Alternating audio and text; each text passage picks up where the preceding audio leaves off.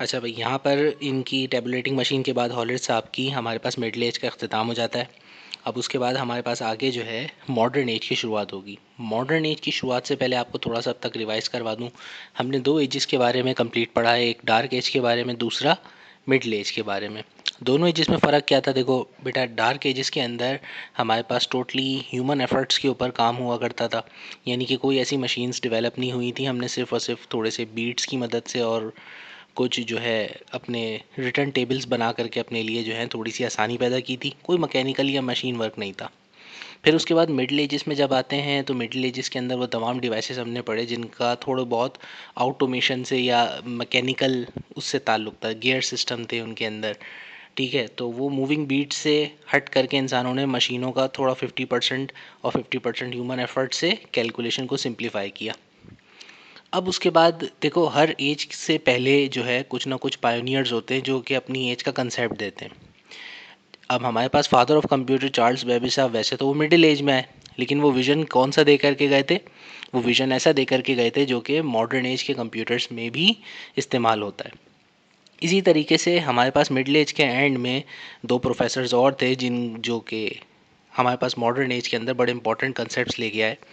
तो उन प्रोफेसर्स में जो है हमारे पास एक अमेरिकन प्रोफेसर थे एटनासॉफ साहब, और दूसरे थे क्लैफोर्ड बैरी। इन दोनों प्रोफेसर्स ने, अच्छा इसमें एटनासॉफ जो थे वो सीनियर प्रोफेसर थे और जो उनका स्टूडेंट था बैरी, तो ये दोनों मिलकर के एक प्रोजेक्ट पे काम कर रहे थे। इनका कंसेप्ट क्या था? इन्होंने 1931 में वैनवर बुश साहब ने एक मशीन डेवलप की थी, बिल्कुल चार्ल्स बेबेज के डिफरेंस इंजन की तरह, और वो प्रैक्टिकली तौर पे डिफरेंशियल कैलकुलेशंस करके दिखाती थी। और बस उस मशीन में प्रॉब्लम ये थी कि उसका साइज़ बहुत बल्कि था और उसमें बहुत सारे गियर्स और शाफ्ट सिस्टम्स यूज़ होते थे। तो बस बल्कीनेस उसके अंदर बहुत थी, जिसकी वजह से वो एक एफिशिएंट मशीन नहीं थी और उसको ऑपरेट करना जो है काफ़ी कॉस्टली हुआ करता था, जबकि वो काम बिल्कुल एक्यूरेटली करती थी। तो खैर इन लोगों ने विजुलाइज़ किया कि अब हमारे पास आने वाला जो दौर है उस वक्त इलेक्ट्रिकल इक्विपमेंट्स की जो है दुनिया में काफ़ी जो है आहिस्ता आहिस्ता इन्वेंशन होना शुरू हो गई थी, मुख्तलिफ़ किस्म की इलेक्ट्रॉनिक गुड्स आ रही थी। तो इन्होंने विज़न किया कि हमारे पास फ्यूचर में एक चीप तरीका जिससे हम कैलकुलेशंस कर सकते हैं वो है इलेक्ट्रॉनिक इक्विपमेंट्स का। अब इलेक्ट्रॉनिक इक्विपमेंट्स की मदद से किस तरीके से कैलकुलेशन की जाए, तो उसके जो विजनरी थे वो ये दो बंदे थे, एक एटनोसॉफ और एक क्लैफोर्ड बेरी। इन दोनों ने बड़ा अच्छा कंसेप्ट दिया था कि अगर हम बूलियन अलजेब्रा को इस्तेमाल करें इलेक्ट्रॉनिक सर्किट्स के ऊपर तो उसकी मदद से हम कोई सी भी मुश्किल से मुश्किल मैथमेटिकल इक्वेशंस का हल निकाल सकते हैं। ठीक। अच्छा, अब यहाँ पर आप कहेंगे कि सर बूलियन अलजेब्रा ये क्या होता है? बूलियन अलजेब्रा हमारा चैप्टर है जो कि हम नेक्स्ट इंशाल्लाह ईयर में पढ़ेंगे, लेकिन अभी आपको चूँकि मॉडर्न एज स्टार्ट होने वाली है तो उसका थोड़ा सा एक इंट्रोडक्शन दे देता हूँ। होता क्या है कि 18th सेंचुरी के अख्ताम में एक हमारे पास जॉर्ज बूल नाम का जो है एक मैथमेटिशियन होता है। वो एक टेक्निक इख्तियार करता है जिसको बाइनरी सिस्टम कहते हैं। बाइनरी सिस्टम क्या होता है? एक ऐसा सिस्टम, एक ऐसी लैंग्वेज जिसके अंदर सिर्फ और सिर्फ दो डिजिट्स होते हैं, एक ज़ीरो और एक वन। जिस तरह हर लैंग्वेज के अंदर कुछ ना कुछ अल्फ़ाबेट्स होते हैं और उस अल्फ़ाबेट से मिल करके वर्ड्स बनते हैं और फिर वर्ड्स से सेंटेंसेस बनते हैं। इंग्लिश में ही हमारे पास देख लें ए से जेड तक 26 अल्फ़ाबेट्स, आई थिंक 24 है। तो ये जो अल्फ़ाबेट्स हैं ये वर्ड्स बनाते हैं, फिर लैंग्वेज आगे चलती है सेंटेंसेस वगैरह में। तो इन्होंने एक सिंप्लीफाइड लैंग्वेज बनाई। इन्होंने कहा कि अगर हम दो नंबर ज़ीरो और वन की मदद से हम मैथमेटिकल एक्सप्रेशंस को जॉर्ज इनके बूलियन अलजेब्रा के रूल्स के तहत एक्सप्लेन करने के काबिल हो जाएं, तो हम किसी भी इक्वेशन का आंसर सिंपल या तो ज़ीरो या वन की सूरत में निकाल सकते हैं। यानी आइदर ट्रू या आइदर फॉल्स किसी भी इक्वेशन का आंसर आएगा। इस कंसेप्ट को इलेक्ट्रिसिटी के साथ कैसे कंपेयर किया गया? देखो, लाइट जब आती है यानी कि इलेक्ट्रिक करंट जो होता है उसकी सिर्फ दो ही स्टेट्स होती हैं, या तो तार में करंट होगा या तार में करंट नहीं होगा। इन दो स्टेट्स को हम बाइनरी सिस्टम के ज़ीरो और वन से रिप्रेजेंट करते हैं कि अगर किसी भी सर्किट के अंदर करंट मौजूद है तो वो ऑन स्टेट है, उसको वन कहते हैं, और अगर करंट सर्किट में मौजूद नहीं है तो उसको ऑफ स्टेट ज़ीरो कहते हैं।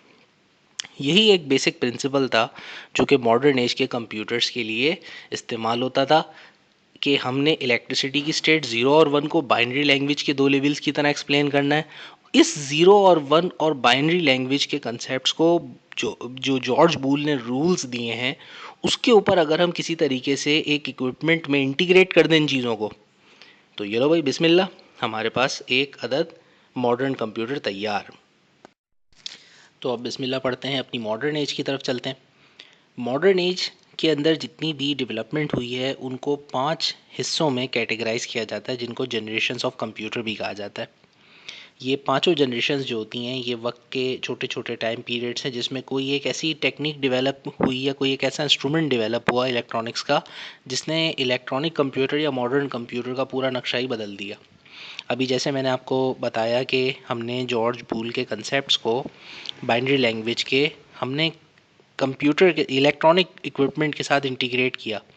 अब मॉडर्न कंप्यूटर किस तरीके से काम करता है, मॉडर्न कंप्यूटर का ये आप बेसिक कंसेप्ट समझ जाएं तो आपको सारी जनरेशन्स में बहुत आसानी हो जाएगी फिर, क्योंकि हमने वही किया कि हमने जो है बाइनरी सिस्टम्स को और इलेक्ट्रॉनिक इक्विपमेंट्स को आपस में मिला करके एक ऐसी डिवाइस बनानी थी जो कि इसको थ्योरी को रियलिटी में साबित कर सके। तो सबसे पहला काम कि हम करंट को किस तरह से कंट्रोल करें, यानी बार बार किसी सर्किट के अंदर करंट का आना जाना अपनी मर्ज़ी से हम कैलकुलेशंस के लिए एक ऐसा सर्किट कैसे बनाएं। तो उसके लिए जो सबसे पहला डिवाइस जो बना था, जो इन्वेंट हुआ था, वो था वैक्यूम ट्यूब। वैक्यूम ट्यूब एक छोटा सा सर्किट था जिसकी मदद से हम करंट के आने या जाने को किसी भी छोटे से सर्किट में कंट्रोल कर सकते थे। तो फर्स्ट जनरेशन के अंदर वैक्यूम ट्यूब जो होता है वो बेसिक इलेक्ट्रॉनिक कंपोनेंट था जिसने कैलकुलेशन करने में मदद दी।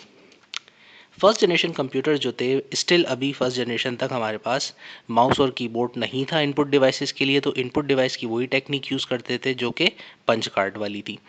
इनपुट के लिए भी आउटपुट के लिए भी दोनों सूरतों में हमारे पास पंच कार्ड सिस्टम यूज़ होता था। सिर्फ और सिर्फ कैलकुलेशन के लिए जो सेंट्रल प्रोसेसिंग यूनिट था उसके अंदर हमारे पास वैक्यूम ट्यूब्स यूज़ होते थे। ये बल्ब के साइज़ के हुआ करते थे, इसकी पिक्चर मैंने लगा दी है, आप देखें ये सारे के सारे जो हैं पुराने दौर के बल्ब लग रहे हैं, जबकि ये बीच में जो इनका हिस्सा है ये इलेक्ट्रॉनिक सर्किट है जो कि करंट को कंट्रोल करता है। और ये बिल्कुल हमारे पुराने जो बल्ब हुआ करते हैं जो अक्सर बेकरियों में आपको नज़र आते हैं येलो कलर के, ये उनसे भी कई गुना ज़्यादा हीट एनर्जी जनरेट करते थे। तो फर्स्ट जनरेशन कंप्यूटर जो थे ये अभी हमारी शुरुआत थे मॉडर्न कंप्यूटर की, इनके अंदर भी ज़्यादा बहुत जो है बड़ी फैसिलिटीज़ तो नहीं थी, ज़्यादा ऑपरेशंस नहीं कर सकते थे, लेकिन ये फिर भी किसी हद तक बेसिक अर्थमेटिक ऑपरेशंस को इलेक्ट्रॉनिकली परफॉर्म करने की सलाहियत रखते थे। और एक अंदाजे के मुताबिक सबसे पहले जो है आपका जो है मार्क वन इन्वेंट किया था इन्होंने, इस सिलसिले का पहला कंप्यूटर। और उस कंप्यूटर के अंदर जो है आपका तकरीबन 3000 के करीब, मार्क वन में नहीं, इनैक के अंदर, ENIAC, तो ये इनैक जो यूज़ हुआ था इसके अंदर इन्होंने तकरीबन 3000 के करीब वैक्यूम ट्यूब्स का जो है सर्किट बनाया था जो कि सिर्फ एडिशन, सब्ट्रैक्शन, मल्टीप्लिकेशन और डिवीजन कर सकता था। और इसका साइज़ जो है वो काफ़ी ज़्यादा बड़ा होता था कंप्यूटर का, और इसके लिए जो है तकरीबन इतनी बिजली चाहिए होती थी जितनी पूरे गुलशन मेहमार को चाहिए होती है, क्योंकि जाहिर सी बात है इसके अंदर जब वैक्यूम ट्यूब्स की सिर्फ 3000 की तादाद सिर्फ और सिर्फ बेसिक अर्थमेटिक ऑपरेशन करती थी, तो सोचिए इसमें कितने वैक्यूम ट्यूब्स लगाने पड़ते थे किसी हायर लेवल की कैलकुलेशन के लिए। जब बहुत ज़्यादा इलेक्ट्रिसिटी कंज्यूम करेंगे, बहुत ज़्यादा हीट जनरेट करेंगे, तो फिर जाहिर सी बात है इलेक्ट्रिक सर्किट के काम में भी बड़ी रुकावट होती थी, और फिर ह्यूमंस कैसे इतनी गर्मी के अंदर काम करेंगे। तो ये फर्स्ट जनरेशन के कंप्यूटर जो थे ये इंतहाई इन इफ़ेक्टिव थे। इंसान इसमें स्पेशल ड्रेस पहन करके जाता था जिस जगह काम करना होता था, और वहाँ पे बहुत ही अच्छा एयर कंडीशनिंग सिस्टम भी करना पड़ता था। अगर वो ना करें तो उनकी केबल्स में आग लग जाती थी इतनी हीट की वजह से। और काफ़ी हीट प्रोटेक्टिव सूट पहन करके इसके अंदर और बहुत ज़्यादा देर तक भी काम नहीं किया जा सकता था, वरना जो है वैक्यूम ट्यूब बर्स्ट हो जाती थी और जो है मेल फंक्शन हो जाता था। तो ये इतने ज़्यादा अच्छे तो नहीं थे, लेकिन बहरहाल उस वक़्त के सबसे फास्टेस्ट कंप्यूटर्स थे ये। फर्स्ट जनरेशन के अंदर सिर्फ एक ही कंप्यूटर था जो बिका था, और वो भी यूनाइटेड स्टेट्स के सेंसस ब्यूरो डिपार्टमेंट ने ख़रीदा था, क्योंकि उनको लगा था कि इससे हम और भी तेज़ी से काम करेंगे।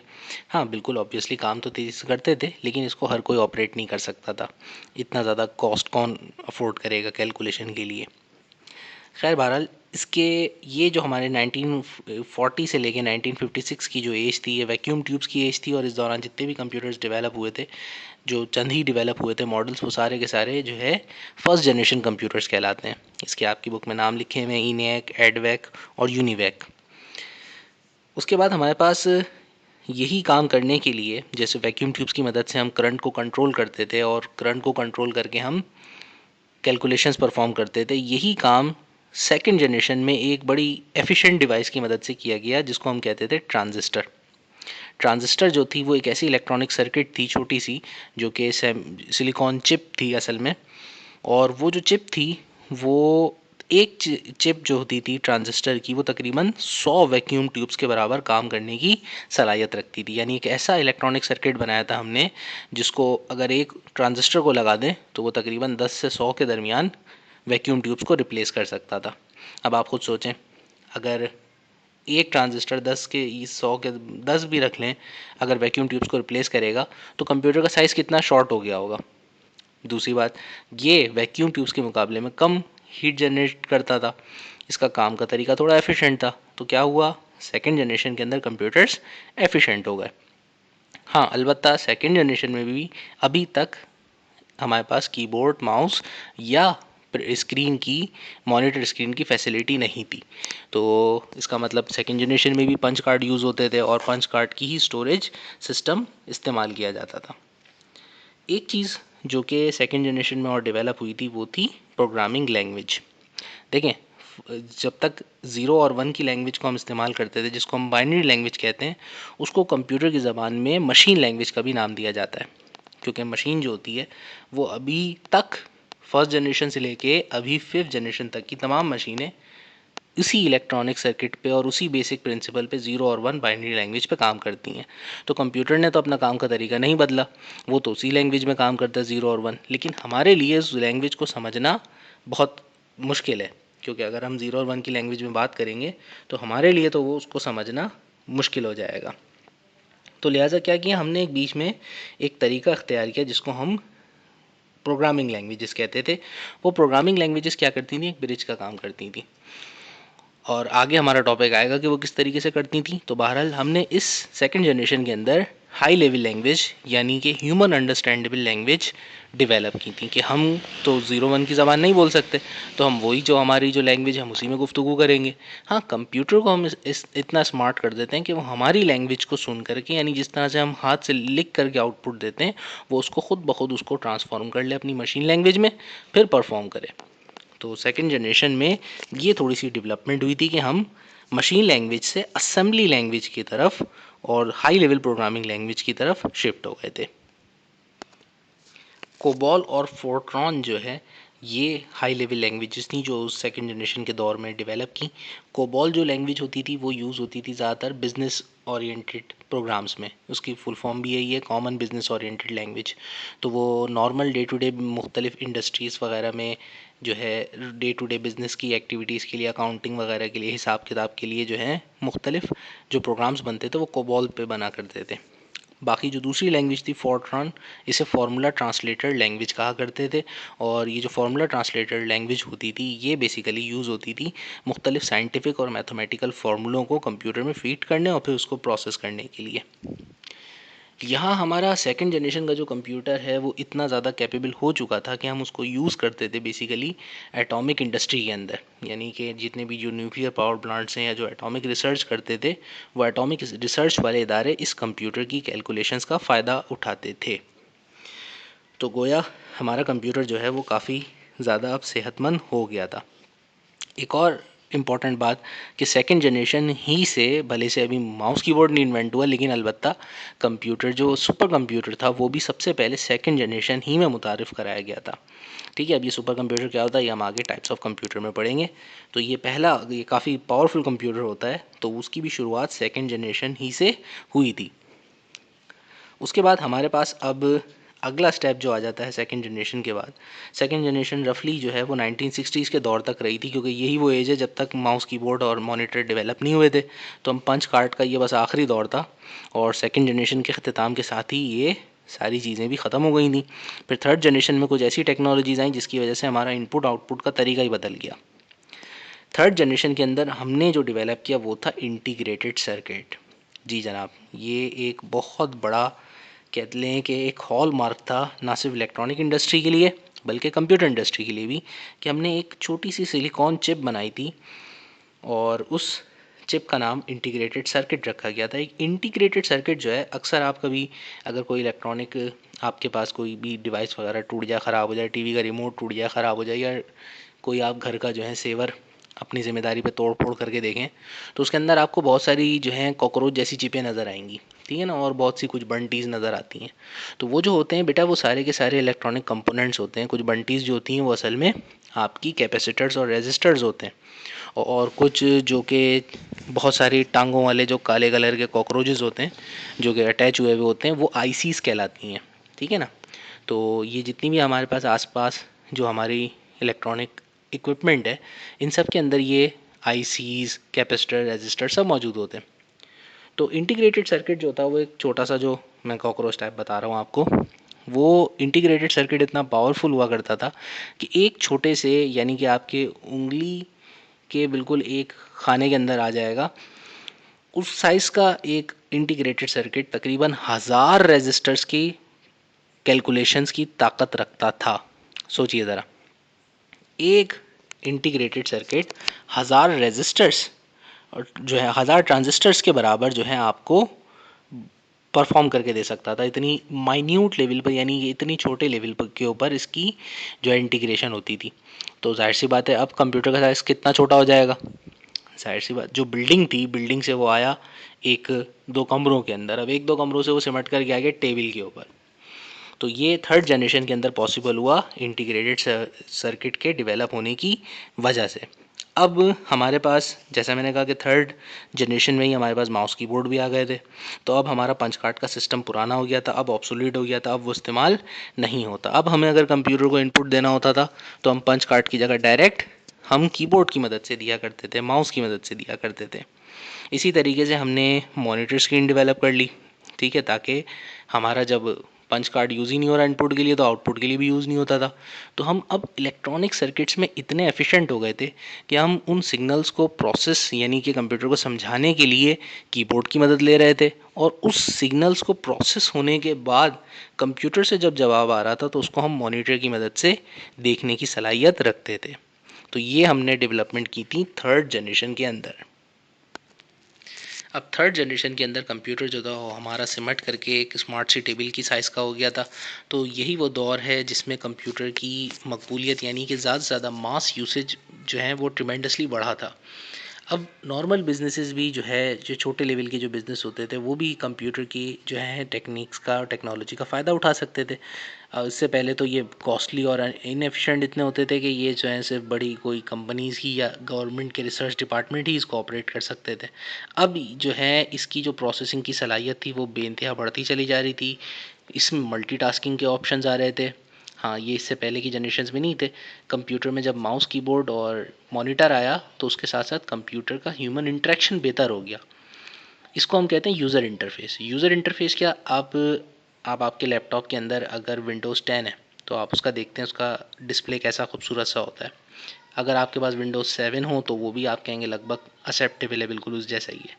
लेकिन आप अपने कंप्यूटर में विंडोज़ 98 इंस्टॉल करके चला के देखें, आपको उल्टियाँ ना आ जाएं तो बोलिएगा, आप कहेंगे ये भी कोई विंडोज़ है, ये इस पे कैसे काम करते थे। तो सोचें ज़रा, विंडोज़ 98 से भी पहले हमारे पास क्या हुआ करता था, डॉस, डिस्क ऑपरेटिंग सिस्टम। तो ये जो है मुख्तलिफ़ तरीके के जो डिस्प्ले होते हैं इसे यूज़र इंटरफेस कहते हैं। तो हमारे पास जो है उस वक्त थर्ड जनरेशन के अंदर शुरुआत हुई थी यूज़र इंटरफेस की, और वो यूज़र इंटरफेस डॉस बेस हुआ करता था, ठीक है। तो इतना ज़्यादा विंडोज़ 10 की तरह अट्रैक्टिव तो बिल्कुल भी नहीं था वो। खैर बहरहाल, एक और चीज़ जो थर्ड जनरेशन के अंदर बड़ी इंपॉर्टेंट थी जो कंप्यूटर में ऐड हुई, वो थी कंप्यूटर की मल्टीटास्किंग कैपेबिलिटी।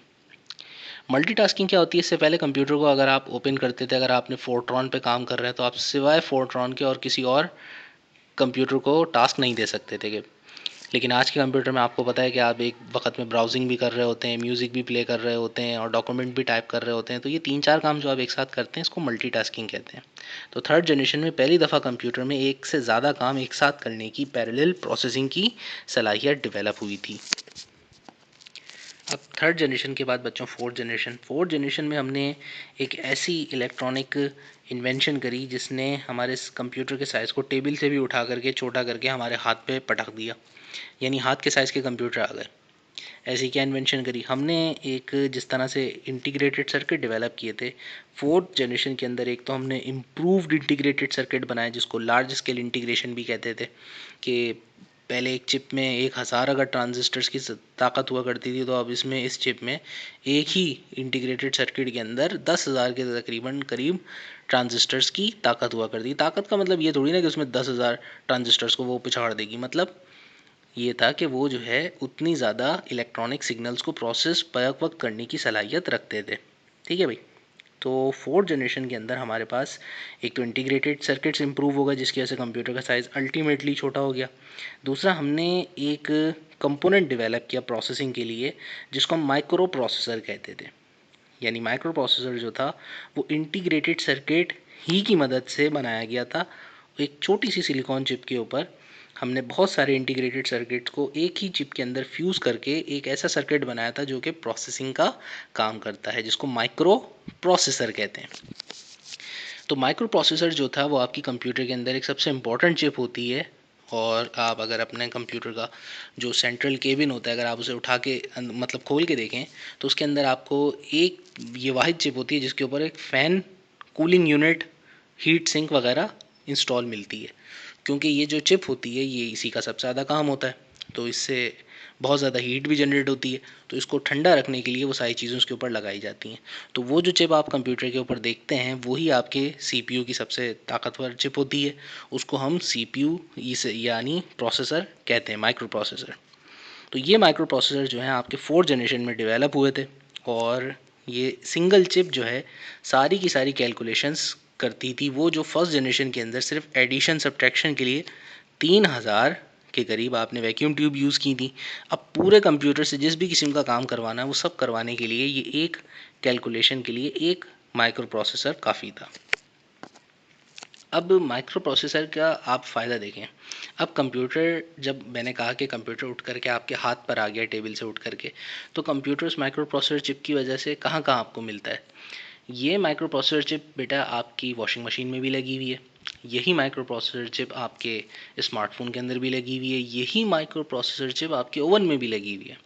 तो अब आप देखें कि ये कंप्यूटर जो है कहाँ कहाँ यूज़ हो रहा है। आपके इन तमाम जितनी भी डिवाइसेस का मैंने नाम लिया है सबके अंदर जो है कैलकुलेशन और प्रोसेसिंग के लिए क्या यूज़ कर रहे हैं, माइक्रो प्रोसेसर चिप, जो कि एक कंप्यूटर चिप है।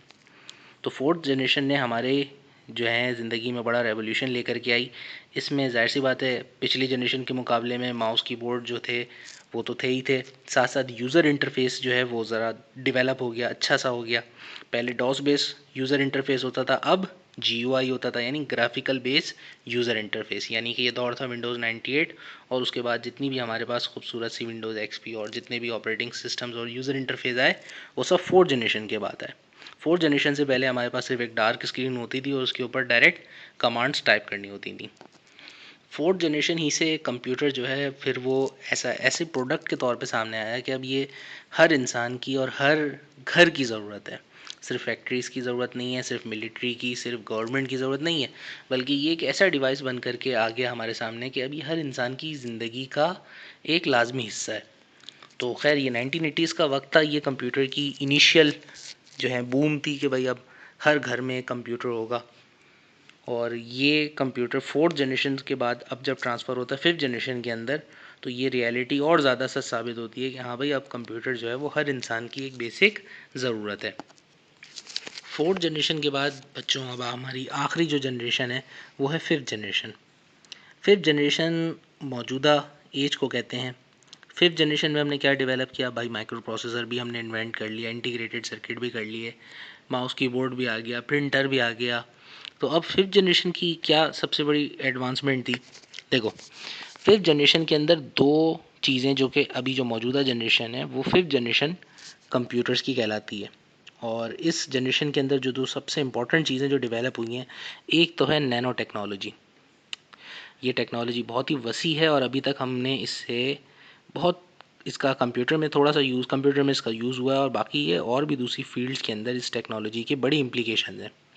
नैनो टेक्नोलॉजी कहती है चीज़ों को, नैनो का मतलब होता है बहुत ही मिलियन के भी छोटे से छोटा हिस्सा जो होता है ना, तो वो जो है नैनो लेवल पे कहलाता है, यानी 10⁹ में। तो नैनो का मतलब बहुत छोटा लेवल होता है, किसी भी एटम का इंटरनल बहुत ही छोटा सा लेवल। तो नैनो टेक्नोलॉजी ये कहती है कि हमें चीज़ों का साइज़ जो है वो बहुत ही छोटे लेवल पर उनकी परफॉर्मेंस या उनको परफॉर्म करवाना चाहिए। अब इस नैनो टेक्नोलॉजी की मदद से कि हम कितने छोटे यानी एटॉमिक लेवल पर चीज़ों को किस तरह से फंक्शनैलिटी कराते हैं, इसकी मदद से हमने अब कंप्यूटर का साइज़ इतना छोटा हो गया बेटा कि अब एक अदद पेन जो है हम हमारा एक बॉल पॉइंट पेन के साइज़ का कंप्यूटर होता है। सच में आपकी जेब में जो बॉल पॉइंट है इस साइज़ का पूरा कंप्यूटर मिलता है। उसी कंप्यूटर के अंदर मॉनिटर भी होता है, उसी के अंदर कीबोर्ड भी होता है और उसी के अंदर सारा सीपीयू और इंटीग्रेटेड सर्किट चिप सब कुछ मौजूद होती हैं। मैं इंशाल्लाह आपको वीडियो दिखाऊंगा और आपको दिखाऊंगा कि कितना पेन साइज़ का कंप्यूटर होता है। तो कंप्यूटर का अब साइज़ जो है वो इस टेक्नोलॉजी की मदद से बहुत ही ज़्यादा छोटा हो गया है और हार्डवेयर जो है आप समझ लें कि ना होने के बराबर है। और साथ साथ हमारे पास 5th जनरेशन की जो दूसरी इंपॉर्टेंट डेवलपमेंट है वो है आर्टिफिशियल इंटेलिजेंस। जी जनाब, आर्टिफिशियल इंटेलिजेंस का मतलब ये है कि कंप्यूटर को इस काबिल बनाना, खुद मुख्तार बनाना कि वो ह्यूमन डिपेंडेबिलिटी कम से कम कर दे और आर्टिफिशियली तौर पे बहुत से फ़ैसले वो ख़ुद अपने बिहाफ पर ले सके। हम कंप्यूटर को इतना सिखा दें, इतना उसको डेवलप कर दें कि कंप्यूटर हमसे जो है ज़्यादा डिपेंडेबिलिटी ना रखे और ख़ुद ही सेल्फ ऑटोमेटिक डिसीजंस लेना शुरू कर दें। इसकी एक बड़ी ज़बरदस्त मिसाल ये है कि हमारे पास यूरोप में तो कामयाब एक्सपेरिमेंट्स हो चुके हैं और शायद वहाँ पर बहुत जल्द जो है ये कमर्शियल लेवल पर अवेलेबल हो कि वहाँ पर जितनी भी जो अब गाड़ियाँ आ रही हैं जो डेवलप हो रही हैं उनके अंदर ऑटोमेटिक नेविगेशन सिस्टम है, यानी ड्राइवर लेस कार्स। सोचें ज़रा, अब अगर कमर्शियल लेवल पर वहाँ पर ड्राइवर लेस टैक्सीज़ भी बहुत जल्द अगर आ गई अगले चंद सालों में, तो वो सारे लोग तो बाहर टैक्सियाँ चलाते हैं, ठीक है।